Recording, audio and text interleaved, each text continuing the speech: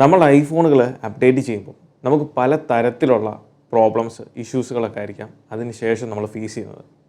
അതിൽ battery ഡ്രെയിനിങ്ങും battery health drop ആയതും അങ്ങനെ പല പ്രോബ്ലംസും പലരും മിക്കപ്പോഴും വീഡിയോസിന് താഴെ കമൻസ് ആയിട്ട് ഇടാറുണ്ട്.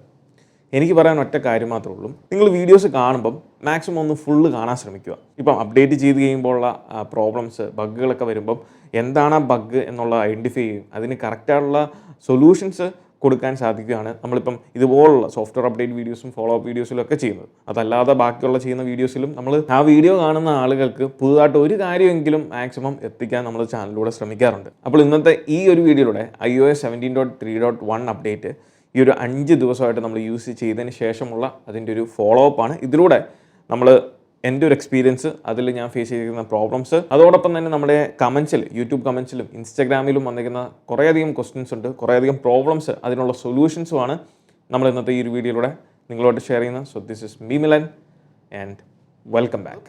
സോ ഫസ്റ്റ് പെർഫോമൻസ് എനിക്ക് യാതൊരു രീതിയിലും കാരണം 17.3.1 എന്ന് പറയുന്നത് പെർഫോമൻസ് ഓറിയൻറ്റഡ് ആയിട്ടുള്ള ഒരു അപ്ഡേറ്റ് ഒന്നും അല്ലായിരുന്നു.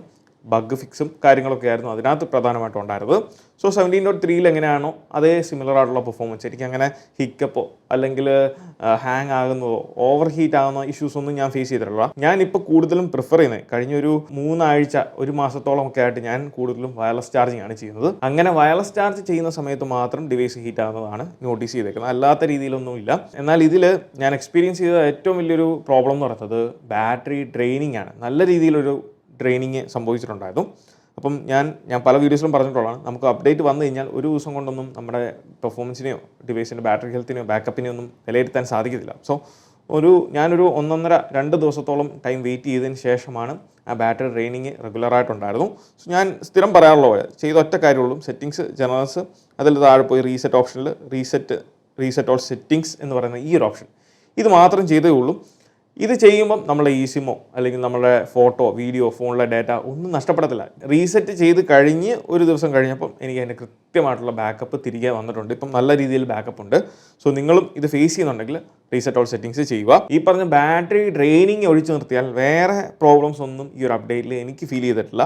വാട്സാപ്പിൻ്റെ കാര്യമാണെങ്കിലും മറ്റ് തേർഡ് പാർട്ടി ആപ്ലിക്കേഷൻസിൻ്റെ കാര്യമാണ്, അതെല്ലാം ഞാൻ പ്രോപ്പറായിട്ട് നമ്മൾ ആപ്പ് സ്റ്റോറിൽ പോയി നമ്മൾ ഉപയോഗിക്കുന്ന ആപ്ലിക്കേഷൻസും നമ്മൾ ഇതുപോലെ പ്രോപ്പറായിട്ട് അപ്ഡേറ്റ് ചെയ്ത് കീപ്പ് ചെയ്താൽ മാത്രമേ ഉള്ളൂ നമുക്ക് ആ ഒരു പെർഫോമൻസ് ലഭിക്കത്തുള്ളൂ. ഇനി കമൻസിലും ഇൻസ്റ്റാഗ്രാമിലും ഒക്കെ വന്നിട്ടുള്ള പല യൂസേഴ്സും റിപ്പോർട്ട് ചെയ്തിട്ടുള്ള പ്രോബ്ലംസ്, അതിൽ ഒന്നാമത്തെ കാര്യം എന്ന് പറയുന്നത് വാട്സാപ്പ് ഇഷ്യൂ ആണ്. വാട്സാപ്പ് ക്രാഷ് ആകുന്നു, അതായത് വാട്സാപ്പ് ഓപ്പൺ ആകുന്ന സമയത്ത് തന്നെ ഇത് ഇങ്ങനെ എക്സിറ്റ് ആയി പോകുന്നു. സോ വാട്സാപ്പ് ഇങ്ങനെ ഒരു ബിഹേവിയർ കാണിക്കുന്നുണ്ടെങ്കിൽ അതിൻ്റെ പുറകിൽ മറ്റൊന്നും കൊണ്ടല്ലായിരിക്കും എക്സസ് എമൗണ്ട് ഓഫ് മെസ്സേജുകൾ, അതായത് ധാരാളം മെസ്സേജ്, നമ്മൾ ഓപ്പൺ ആകാത്ത എന്തെങ്കിലും മെസ്സേജസ് കാര്യങ്ങളൊക്കെ ഉണ്ടെന്നുണ്ടെങ്കിൽ, ഫോർ എക്സാമ്പിൾ നമ്മളിപ്പം പല ഗ്രൂപ്പുകളിലൊക്കെ ഉണ്ട്, ഇപ്പോൾ എല്ലാ ഗ്രൂപ്പിലും നമ്മൾ ഓപ്പൺ ചെയ്ത് അതിൻ്റെ മെസ്സേജസ് ഒന്നും റീഡ് ചെയ്തിട്ടില്ല എന്നുണ്ടെങ്കിൽ ഒരു ലിമിറ്റ് ചെയ്യുമ്പം ചിലപ്പോൾ ഇത് ക്രാഷ് ആകും. സോ ഇങ്ങനെ ഉണ്ടാകുന്ന ഇഷ്യൂസും നമ്മളെ സോഫ്റ്റ്വെയർ അപ്ഡേറ്റ് കൊണ്ടുണ്ടാകണമെന്ന് യാതൊരു നിർബന്ധമില്ല. ആപ്ലിക്കേഷൻ്റെ ഇഷ്യൂ ആകാം, ബാക്ക്ഗ്രൗണ്ടിലുള്ള ഇഷ്യൂസ് ആകാം.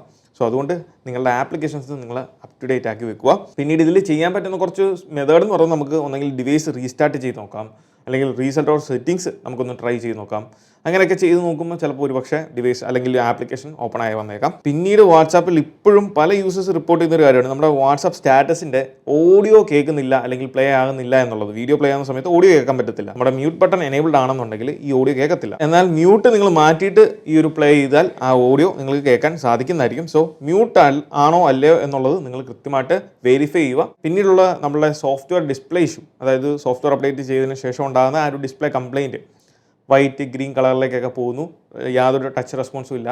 സോ ഈവൻ ആഫ്റ്റർ വാറൻറ്റി കഴിഞ്ഞിട്ടാണെങ്കിലും ഇപ്പം ഫ്രീ ഓഫ് കോസ്റ്റിൽ റീപ്ലേസ്മെൻറ്റ് കിട്ടുന്നുണ്ട്. ആപ്പിളിൻ്റെ സപ്പോർട്ടുമായിട്ട് നിങ്ങൾ ബന്ധപ്പെട്ടാൽ, ആപ്പിൾ സപ്പോർട്ടിൽ അല്ലെങ്കിൽ ആപ്പിളിൻ്റെ ഓതറൈസ് സർവീസ് സെൻറ്ററിൽ നിങ്ങൾ കൊണ്ടുപോകുകയാണെങ്കിൽ സോഫ്റ്റ്വെയർ അപ്ഡേറ്റ് കൊണ്ടാണ് ഈ ഒരു പ്രോബ്ലം ഉണ്ടായതെന്നുള്ളത് ഉറപ്പുവരുത്തുകയാണെന്നുണ്ടെങ്കിൽ തീർച്ചയായിട്ടും നമുക്ക് ഫ്രീ ഓഫ് കോസ്റ്റിൽ ഡിസ്പ്ലേ റീപ്ലേസ് ചെയ്ത് കൊടുക്കുന്നുണ്ട് എന്നാണ് ഏറ്റവും ലേറ്റസ്റ്റ് ആയിട്ട് അറിയാൻ സാധിക്കുന്നത്. പിന്നീട് എപ്പോഴും സ്ഥിരം കേൾക്കുന്ന 2 കംപ്ലയിൻറ്റുകളാണ് ബാറ്ററി ഹെൽത്തും ബാറ്ററി ഡ്രെയിനിങ്ങും. സോ ബാറ്ററി ഹെൽത്തിൻ്റെ കാര്യത്തിലേക്ക് പോകുമ്പോൾ നമ്മുടെ iPhone 15 Proയുടെ ബാറ്ററി ഹെൽത്ത് എന്ന് പറയുന്നത് 99% ആണ്. 5 മാസത്തോളമായി നമുക്ക് ഈ ഒരു ഡിവൈസ് യൂസ് ചെയ്യാൻ തുടങ്ങിയിട്ട് ഇപ്പം ബാറ്ററി ഹെൽത്ത് 99% ആണ്. ബാറ്ററി ഹെൽത്ത് ഫോൺ യൂസ് ചെയ്യുന്നുണ്ടെങ്കിൽ ബാറ്ററി ഹെൽത്ത് കുറയും. സോ അതുകൊണ്ട് നിങ്ങൾ നിങ്ങളുടെ സ്വന്തം ഹെൽത്ത് നോക്കുക. അത്രയും ഇമ്പോർട്ടൻ്റ് ഒന്നുമല്ല ഫോണിൻ്റെ ബാറ്ററി ഹെൽത്ത്. ഫോണിൻ്റെ ബാറ്ററി എങ്ങനെയാണെങ്കിലും 2-2.5 വർഷം കഴിയുമ്പം ചേഞ്ച് ചെയ്യണം. അത് നിങ്ങൾ മനസ്സിലാക്കുക, യൂസ് ചെയ്യുക. അല്ലാതെ അതും നോക്കിക്കൊണ്ടിരുന്നിട്ട് യാതൊരു കാര്യമില്ല. കാരണം സ്ഥിരം ആൾക്കാർ ഇതിന് ഈ ഒരു ബാറ്ററി ഹെൽത്ത് കുറയുന്നത് ഒരു പ്രഷറാക്കി എടുത്ത് ആൾക്കാർ എന്തിനാണെന്ന് അറിയത്തില്ല, ഭയങ്കരമായിട്ട് ഓവറായിട്ട് വറി ചെയ്യുന്നത് പല കമൻസിലും കാണാൻ സാധിക്കും. സോ അങ്ങനെയുള്ളവരോട് പറയുക, അതൊരു മാനസിക പ്രശ്നമായിട്ടും നിങ്ങൾ എടുക്കേണ്ട ആവശ്യമില്ല. ഇങ്ങനെയുള്ള നിസ്സാര കാര്യങ്ങൾക്ക് നമ്മൾ അത്ര ഇമ്പോർട്ടൻസ് പ്രാധാന്യം കൊടുത്ത് അതൊരു പ്രഷറാക്കി എടുക്കേണ്ട ആവശ്യമില്ല എന്നുള്ളതാണ്. രണ്ടാമത്തെ കാര്യം, നമുക്ക് ബാറ്ററി ഡ്രെയിനിങ് നിങ്ങൾക്ക് ഉണ്ടെന്നുണ്ടെങ്കിൽ 2-3 കാര്യങ്ങൾ ശ്രദ്ധിക്കുക. അതിൽ വളരെ പ്രധാനപ്പെട്ട ഒരു കാര്യമാണ് നമ്മളെ 5G. നിങ്ങൾ 5G എനേബിൾ ചെയ്തുകൊണ്ടാണ് ബാറ്ററി ഡ്രെയിനിങ്ങിൻ്റെ കംപ്ലയിൻറ്റ് പറയുന്നെങ്കിൽ ഒരു കാര്യം ശ്രദ്ധിക്കുക, 5G എനേബിൾ ചെയ്ത് യൂസ് ചെയ്ത് കഴിഞ്ഞാൽ നമ്മൾ LTEയിലുള്ളതിനേക്കാൾ വളരെ പെട്ടെന്നായിരിക്കും ബാറ്ററി ഡ്രെയിൻ ആവുന്നത്. കാരണം 5G അത്രയ്ക്കും പവർ കൺസ്യൂം ചെയ്യുന്നുണ്ട്. രണ്ടാമത് നമ്മൾ ശ്രദ്ധിക്കേണ്ട ഒരു കാര്യം, നമ്മളെ സെറ്റിംഗ്സ്, ജനറൽസ്, അതിൽ ബാക്ക്ഗ്രൗണ്ട് ആപ്പ് റിഫ്രഷിനകത്ത് പോയി ഇത് നിങ്ങളെല്ലാം ഡിസേബിൾ ചെയ്ത് വെക്കുക, ഓഫ് ആക്കി ഇടുക. അതുപോലെ തന്നെ ഞാൻ ചെയ്ത ഈ ഒരു വീഡിയോയിൽ നമ്മൾ പ്രധാനമായിട്ടും പ്രൈവസി സെറ്റിംഗ്സിനകത്ത് ചേഞ്ച് ചെയ്യേണ്ട കുറച്ച് കാര്യങ്ങളുണ്ട്. ലൊക്കേഷനുമായിട്ട് ബന്ധപ്പെട്ട ആ ഒരു ഓപ്ഷൻസ് ഒക്കെ നിങ്ങൾ ഡിസേബിൾ ചെയ്തിടുന്നതും നല്ലതാണ്. പിന്നെ അപ്ഡേറ്റ് കഴിയുമ്പോൾ പലർക്കും ഉണ്ടാകുന്ന ഒരു കൺഫ്യൂഷനാണ്, നമ്മൾ അപ്ഡേറ്റ് ഓപ്ഷനിൽ ഇൻസൈറ്റ് ആൻഡ് സജഷൻ എന്ന് പറഞ്ഞാൽ ഇങ്ങനെ ഒരു പോപ്പപ്പ് അല്ലെങ്കിൽ ഇതൊരു നോട്ടിഫിക്കേഷൻ ആണ് ഇങ്ങനെ വരുന്നത് എന്തുകൊണ്ടാണ്? ഇതൊരു അതിൽ ആ പേര് കൊടുത്തേക്കുന്ന പോലെ തന്നെ ഇതൊരു ഇൻസൈറ്റ് അല്ലെങ്കിൽ ഒരു സജഷൻ മാത്രമാണ്. നിങ്ങൾക്ക് ഓട്ടോ ലോക്ക് എനേബിൾ ചെയ്ത് കഴിഞ്ഞാൽ ഞാൻ നെവറാണ് സെലക്ട് ചെയ്തിരിക്കുന്നത്, അതുകൊണ്ട് തന്നെ ഓട്ടോ ലോക്ക് എനേബിൾ ചെയ്താൽ കുറച്ച് ബാറ്ററി സേവ് ചെയ്യാൻ സാധിക്കും എന്നുള്ള കുറച്ച് ടിപ്സ് കാര്യങ്ങളൊക്കെ കൊടുക്കുന്നതാണ്, അല്ലാതെ വേറെ ഒന്നുമല്ല. പിന്നീട് നെറ്റ്വർക്കുമായിട്ട് ബന്ധപ്പെട്ട കുറേ യൂസേഴ്സിന് ഫേസ് ചെയ്യുന്ന കുറച്ച് ഇഷ്യൂസ്, അതിലൊന്നാമത്തത് മൊബൈൽ ഡാറ്റ എനേബിൾ ചെയ്തിട്ടും അവർക്ക് കൃത്യമായിട്ടുള്ള സ്പീഡ് കിട്ടുന്നില്ല, അല്ലെങ്കിൽ അങ്ങനെയുള്ള ഒരു സ്പീഡിനെ അഫക്റ്റ് ചെയ്യുന്നു, അതായത് ഇൻ്റർനെറ്റ് സ്പീഡിനെ അഫക്റ്റ് ചെയ്യുന്നു. അതുപോലെ വൈഫൈ ഓട്ടോ ഡിസ്കണക്റ്റ് ആകുന്നു. അങ്ങനെയുള്ള പ്രോബ്ലംസ് ഒക്കെ ഫേസ് ചെയ്യുന്നവരാണെന്നുണ്ടെങ്കിൽ നമ്മുടെ സെറ്റിംഗ്സിൽ പോവുക, അതിൽ ജനറൽസ് ഏറ്റവും താഴെ റീസെറ്റ് ഓപ്ഷനിൽ പോവുക, അതിൽ റീസെറ്റ് നെറ്റ്വർക്ക് സെറ്റിംഗ്സ് റീസെറ്റ് ചെയ്യാം. അത് ചെയ്യുമ്പോൾ നിങ്ങൾ ശ്രദ്ധിക്കേണ്ട ഒരു കാര്യം, നിങ്ങളുടെ വൈഫൈ പാസ്വേഡ്, നിങ്ങൾ സേവ് ചെയ്ത് വെച്ചേക്കുന്ന വൈഫൈ പാസ്വേഡുകളെല്ലാം റിമൂവ് ആവും. അതുകൊണ്ട് നിങ്ങൾ ഈ ഒരു റീസെറ്റ് ചെയ്യുന്നതിന് മുന്നേ വൈഫൈയുടെ ഓപ്ഷനിൽ പോയി നിങ്ങൾ എഡിറ്റ് ഓപ്ഷനിൽ പോയി കഴിഞ്ഞാൽ നിങ്ങൾ പ്രീവിയസ്ലി സേവ് ചെയ്ത് വെച്ചേക്കുന്ന വൈഫൈയുടെ ഒക്കെ, നിങ്ങൾ കണക്ട് ചെയ്തിട്ടുള്ള വൈഫൈയുടെ എല്ലാം പാസ്വേഡുകൾ അവിടെ നിന്ന് സേവ് ചെയ്ത് വെക്കാം. പിന്നീട് കൂടുതൽ വന്നൊരു ചോദ്യമാണ് നോ സർവീസ് ഇഷ്യൂ, അതായത് ചില യൂസേഴ്സിന് അപ്ഡേറ്റ് ചെയ്തതിന് ശേഷം നോ സർവീസ് കാണിക്കുന്നു എന്നുള്ള കാര്യം. ഇതിന് 2 കാര്യങ്ങളുണ്ട്. ഒരു പക്ഷേ ഇത് അപ്ഡേറ്റ് ചെയ്ത് കഴിയുമ്പോൾ നമ്മൾ സെറ്റിംഗ്സിൽ പോയി ജനറൽസിൻ്റെ ഓപ്ഷനിൽ പോയി നിങ്ങൾ എബൌട്ട് ഓപ്ഷനിൽ പോയി കഴിഞ്ഞാൽ നിങ്ങൾക്ക് അവിടെ ക്യാരിയർ അപ്ഡേറ്റ്, ഇതുപോലൊരു അപ്ഡേറ്റ് ചിലപ്പോൾ ഒരു പക്ഷേ നിങ്ങൾ കാണിച്ചേക്കാം.